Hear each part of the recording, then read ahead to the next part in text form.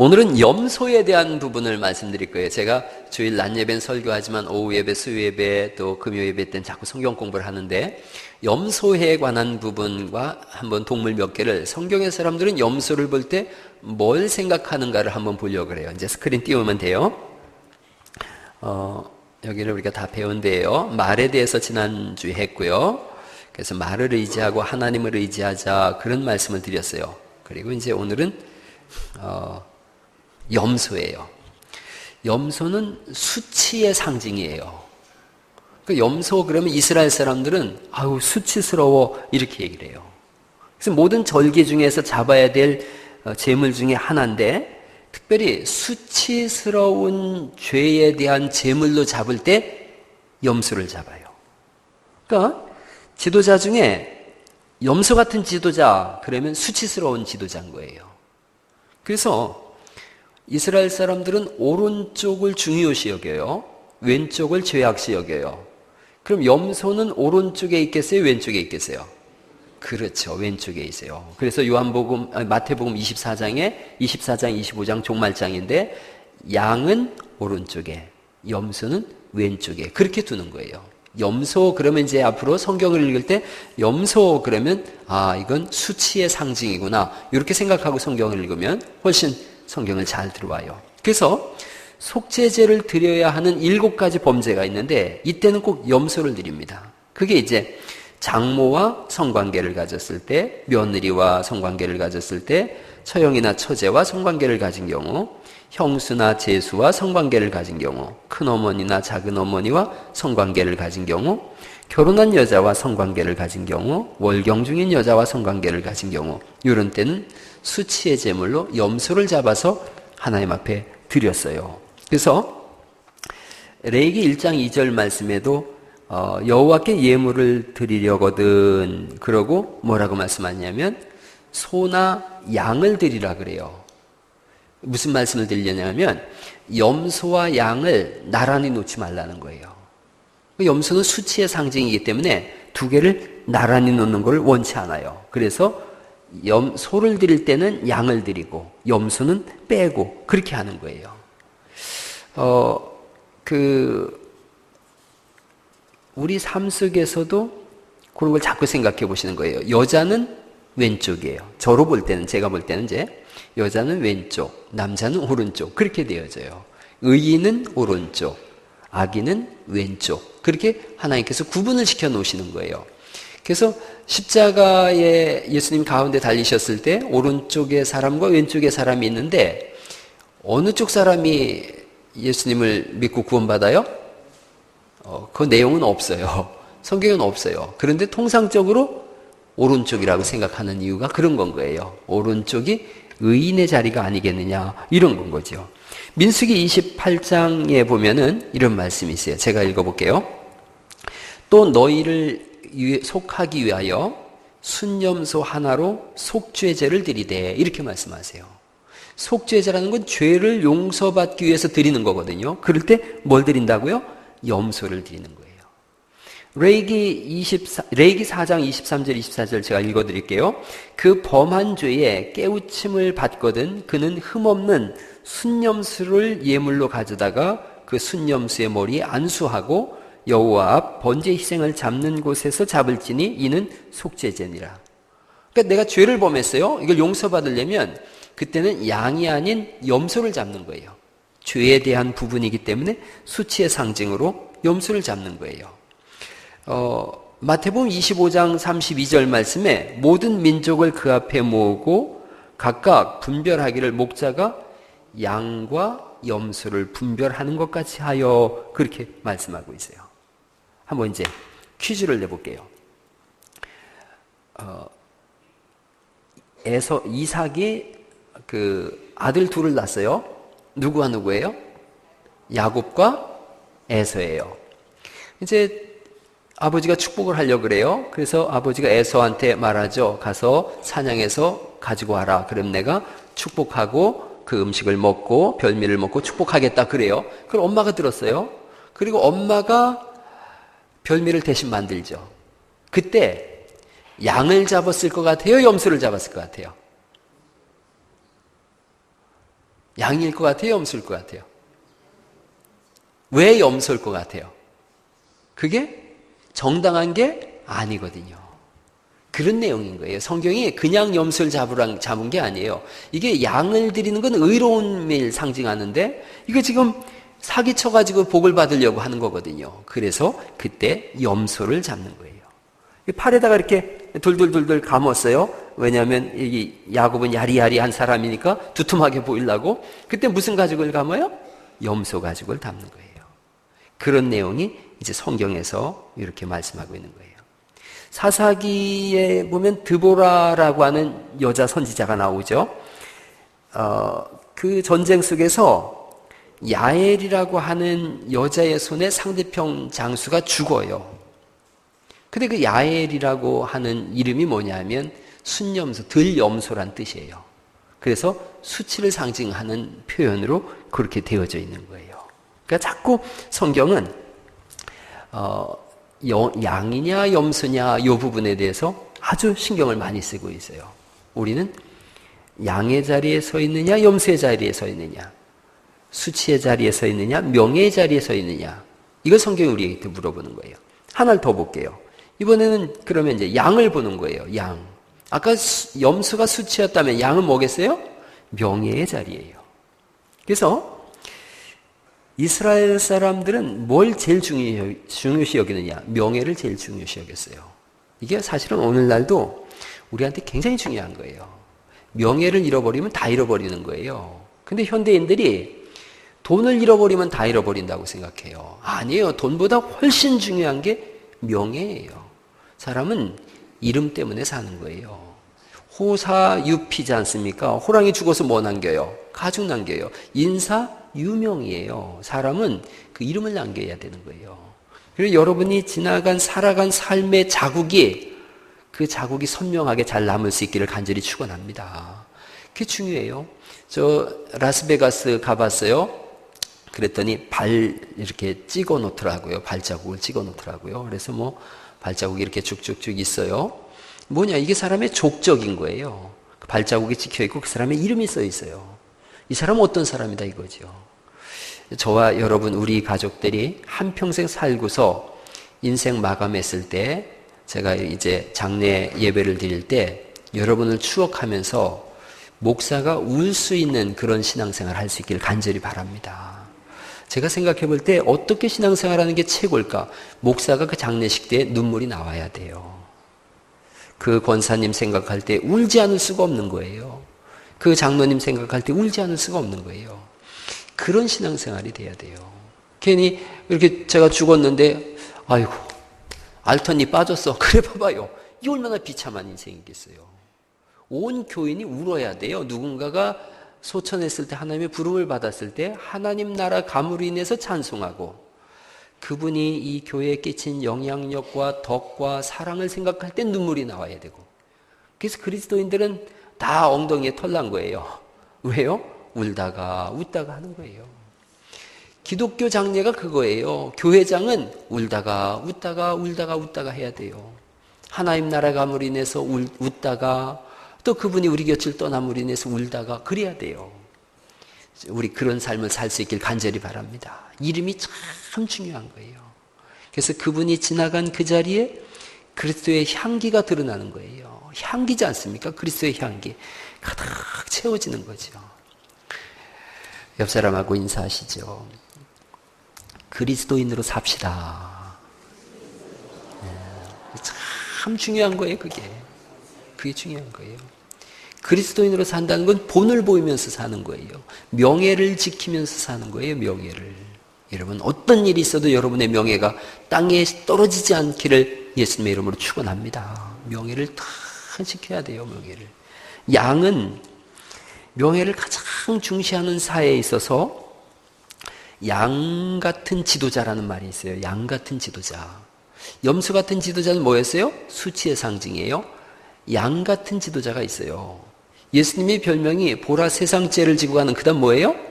어린 양이죠. 우리는 어린 양 그러니까 뭐 이렇게 양 이렇게 뭐 비실비실하고 아주 애기 양 이렇게 생각하는데 전혀 오산이에요. 오판이에요.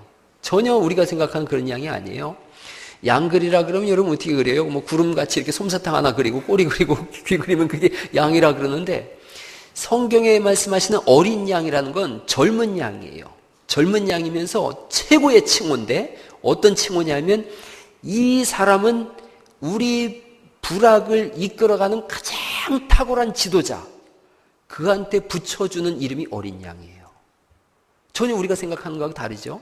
그러니까 예수님을 세상 죄를 지고 하는 하나님의 어린 양 그러면 예수님 힘없고 가냘프고 아이고 예수님 안타까워서 어떡하나, 이게 아닌 거예요.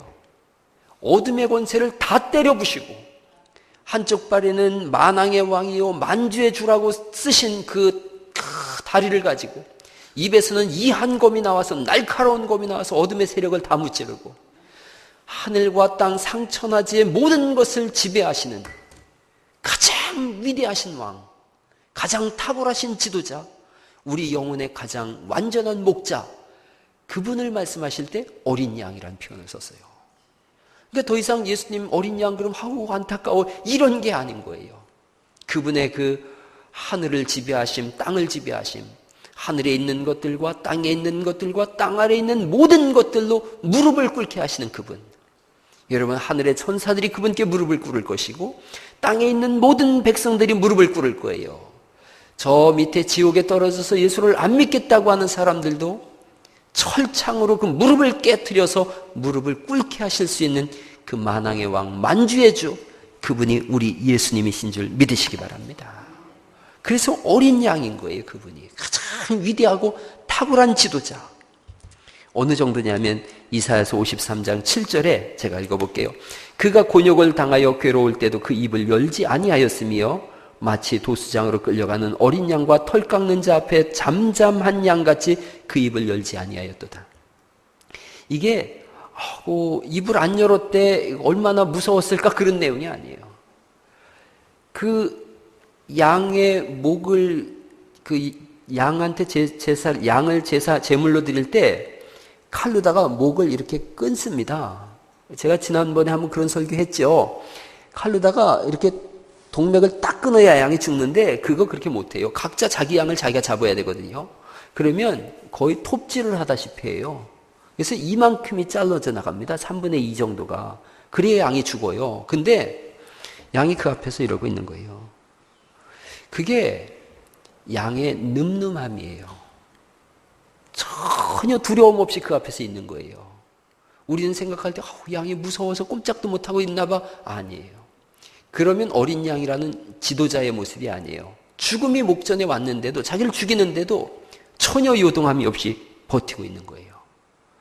예수님을 생각해 보세요. 십자가, 인간이 고안에 내는 가장 두려운 형벌이 뭐냐? 그게 십자가예요. 사실 그렇죠. 그 무거운 십자가를 지고 가서 기진맥진 탈진했는데 못을 박아요. 보통 통상적으로 손바닥에다 못을 박으면 이게 찢어집니다. 그래서 여기다가 못을 박는 거예요. 양쪽이 혈관을 뚫고 지나가는 거예요. 이 동맥을 뚫고 양쪽에다 이렇게 못을 박죠. 그리고 그냥 내버려 두면요, 이게 이렇게 쳐져서 그 기도가 눌려서 바로 죽어요. 그걸 원치 않는 거예요, 이 사람들이. 최대한 고통을 오랫도록 겪게 하려고 만든 게 이 십자가형이거든요. 그러니까 밑에 이 무릎 있는 데다가 부목을 댑니다. 부목을 대서 버팅길 수 있도록. 그거 없으면 축 늘어져서 죽으니까. 그렇게 사람이 이렇게 하고 있다가 이렇게 내려가면 기도가 막히려 하려면 또 이렇게 해서 또 올라와 가지고는 피를 흘리고 죽을 때까지 매달아 놓는 거예요. 그러니 그 십자가에서 그 부르짖는 사람의 공포 소리가 심리까지 나갔다는 거예요. 이런다는 거예요. 그런데 예수님은 십자가에서 의연하세요. 어린 양 같다는 게 그거예요. 의연하게 말씀을 안 하세요. 저희의 죄를 사하여 주옵소서. 7마디 딱 하시죠. 내가 목마르나이다. 엘리 엘리 라마 사박다니도 하나님이여 하나님이여 어찌하여 나를 버리시나이까 라는 말씀을 우리는 하나님이 예수님 버리셨나 보다. 아니에요. 예수님은 이스라엘 사람으로 태어나셨거든요. 사람으로 오실 때는. 이스라엘 사람들은 시편을 다 외워요. 150편까지 다 외워요. 이들은 죽을 때 어떻게 하냐? 시편을 암송해요. 그 예수님도 아마 십자가에서 끊임없이 시편을 암송하시는데 그 시편 암송의 시편 22편이 뭐냐면 엘리 엘리 라마 사박단이에요. 시편 22편이. 그리고 시편 23편이 우리가 알다시피 여호와는 나의 목자시니 내게 부족함이 없으리로다. 이 내용이 나오거든요. 그러니까 예수님은 그렇게 쭉 시편을 외우고 가시는 거예요. 시편 22편에 다윗이 죽을 상황 속에서 하나님이여 어찌하여 나를 버리시나이까 기도하여 23편에 여호와는 나의 목자시니 내가 부족함이 없습니다라고 고백해요. 24장에 문을 들어라 영광의 왕이 들어가시돈다. 그렇게 24장으로 이어져요. 그 예수님이 십자가예요. 전혀 두려움 없이 예수님이 십자가를 지고 가시고 십자가에서 당당하게 자기의 생명을 우리를 위해서 내놓으세요. 그래서 어린 양이에요. 제가 원하는 우리 교회 아이들의 상이 있어요. 중고등부, 주일학교, 청년부의 상이 있는데 이런 강골이에요. 강골. 믿음의 담대한 강골. 두려움에도 떨지 않고 이겨나갈 수 있는 강골들. 요즘 우리 아이들이 얼마나 연약한지 아시죠? 아파트에 사는데도 화장실을 못 가요. 화장실 못 가고 문 열어놓고 있고 그냥. 우리 여러분 어릴 때 생각해 보세요. 화장실하고 뭐 처갓집은 멀어야 되는데 어쨌든 화장실이 멀었잖아요. 멀어가지고 밤에 거기 뭐 혼자 이렇게 가가지고 턱 앉아있고 그러잖아요. 요즘 아이들은 그렇게 하라 그러면 기절할 거예요. 제가 오래전에 그런 말씀 드렸어요. 공포는 학습되는 거라고. 공포는 학습된다. 저도 뭐 화장실 그냥 초등학교 들어가기 전에 푹 떨어져서 가는데 이게 밤에는요. 물건을 이렇게 똑바로 쳐다보면 물건이 약간 이상하게 보여요. 밤에는. 그래서 군대 가서 훈련 받는 게 밤에는 이렇게 사선으로 쳐다보라 그래요. 그러면 제대로 보여요. 이 사람이 그렇게 구조가 돼 있어요. 옛날에 이렇게 화장실에 앉아서 이렇게 나무까지 보면은 똑바로 쳐다보면 나무가 어떤 형상을 이루고 있죠. 형상을 이루고 그게 바람이라도 이렇게 힐렁힐렁 불면은 거기다가 또 옛날에는 비닐이 거기 이렇게 걸려가지고 이렇게 하면은 그 미친년이 막 이렇게 이런 거 같고 막 그 귀신이 머리를 막 나부끼는 거 같고 아이고 나가려던 것이 쏙 들어오죠. 그래가지고는 엄마! 그러고 나오고 그러죠. 저는 하나도 안 무서웠었어요. 안 무서워가지고 뭐 화장실 턱 가니 휘파람도 불고 막 그랬는데 전설의 고향 보고 난 다음부터는 호정자 화장실 못 갔어요. 뭔가 자꾸 뭐 그런 것 같고 그때 유행하던 40년 전에 유행하던 유머가 밑에서 손이 올라와가지고 빨간 종이 줄까 하얀 종이 줄까 뭐 이랬다고 그러고 그리고 자꾸 밑에 쳐다보는 거예요. 빨간 손 올라올까 하얀 손 올라올까. 공포가 학습되는 거예요. 이게 강골이었는데 자꾸 무서운 걸 듣고 배워가니까 강골이 약골돼져 버린 거예요. 그 심장이 이렇게 뭐 간담이 이렇게 오그라뜨려져 가지고 큰 일을 못 하는 거예요. 그래서 제가 우리 아이들한테 얘기하잖아요. 절대 무서운 거 보면 안 된다. 공포 영화 보면 안 된다. 학습되는 거예요. 원빈아 절대 무서운 거 보면 안 돼? 학습되는 거예요. 무슨 뭐 여고괴담 1, 2, 3, 4, 5, 6 뭐 이런 거 나와가지고 여고괴담을 보면서 막 이러고 있고 그래서 학교에서 늦게까지 자습하라 그러면 못해. 왜 뭐 나올까봐 이러고 학교에는 뭐 원혼이 깃들여 있대나 어쨌든 그런다 그러고. 아유, 강골로 길러내는 은혜가 있길 간절히 바랍니다. 어린 양 같은 강골이 있어야지요. 죽음 앞에서도 주기철 목사님처럼 죽으면 죽으리라, 안희숙 사모님처럼 죽으면 살리라, 그런 믿음의 강골이 있기를 예수님의 이름으로 축원합니다. 그래야 되는 거예요. 오늘날 믿음이 전부 믿음에도 약골이 됐어요. 저는 증평이라고 하는 데서 우리 부모님 전도하려고 감리교회를 1년 나갔어요. 감리교회 1년 나갔는데 그 감리교회에 장로님 한 분이 자전거 타고 20분을 타고 오세요. 자전거를 20분 타고 와서 예배드리고 가시는 거예요. 그런데 저도 그때 기도 열심히 했던 학생이었으니까요. 그 장로님이요, 20분 눈구덩이 속에 자전거를 끌고 오세요. 그러면 바지가랑이가 전부 눈으로 이렇게 덮여져요. 두둑해요. 툭툭툭툭 털고서 들어와서 예배하는데 물이 뚝뚝 떨어지죠. 다 젖었죠. 그 바지를 입고서 그냥 또 가시는 거예요. 꽝꽝 얼죠, 이게. 그런 믿음의 강골이 있어야 되는 거예요. 강골이. 우리 애들 엊그제 수련회 보냈어요. 은하창조 수련회 보냈는데 거기에 갔다 와서 제가 종이를 보니까 이렇게 보니까 기도하다 죽은 인간 없다. 피를 토하듯이 기도해라. 그렇게 써 있더라고요. 그래서 제가 25, 6, 7 우리 주일 중고등부 수련회인데 제가 그 캐치프레이즈를 쓰려고 그래요. 기도에다 죽으면 순교다. 피를 토하는 마음으로 기도해라. 그래야 되는 거예요. 찬송을 해도 막 죽을 힘을 다해서 찬송을 해야지 이게 가는 세월 이러고 하면은 이게 뭔 의미가 있겠어요. 신앙의 강골을 회복할 수 있기를 축원합니다. 어린 양 같은 강골이 있어야 되는 거예요. 또 하나는요. 거기 그 요한복음 1장 29절에 이튿날 요한이 예수께서 자기에게 나오심을 보고 그래서 하나님의 어린 양이라고 말씀하고 있고, 그리고 요한계시록 17장 14절 말씀에 드디어 어린 양의 정체가 나타나지요. 저희가 어린 양으로 더불어 싸우려니와 어린 양은 만주의 주시요 만왕의 왕이심으로 저희를 이기실 터이요. 할렐루야. 어린 양이 힘없는 양이 아니라 만주의 주요 만왕의 왕이시면서 가장 강력한 분이신 거예요. 또 하나, 어린 양은 죄 없으신 완벽한 보호자를 말씀하고 있다라는 것을 우리가 잘 생각하셔야 합니다. 그래서 양과 염소가 있고 알곡과 가라지가 있는 거예요. 의인과 악인이 있는 거예요. 구원받은 사람과 버림받은 사람이 있는 거예요. 함께 신앙생활하는 우리가 다 오른쪽 자리에 설 수 있기를 간절히 바랍니다. 의인의 자리, 어린 양의 자리, 또한 승리의 자리, 면류관 쓴 자리, 하나님 나라. 그렇게 해서 한평생 믿음 안에서 강고를 지켜나가는 그리스도 예수님의 은혜가 임하시기를 간절히 축원합니다.